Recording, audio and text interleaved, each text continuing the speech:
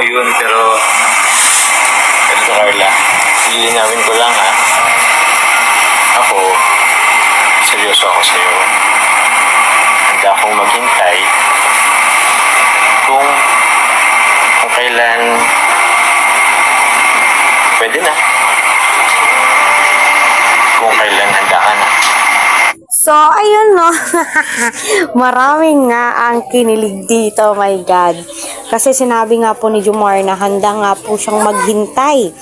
Kung kailan handa na nga po itong si Carla. Kasi ang buong akala po ni Carla ay content lang, mga script lang, pero hindi po niya alam.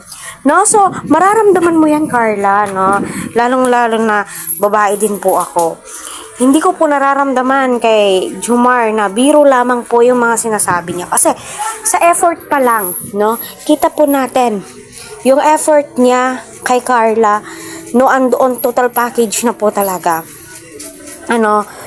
At saka inamin naman po ni Carla na may pagtingin po siya konti, no, kay Jomar. Alam mo ba yung salitang konti? Malaki na yan, Jomar. No, nadidevelop na yung feelings ni Carla sa'yo. So, wala, kinikilig lang po ako. Oh my God, nako, ewan ko na ba? Ewan ko lang.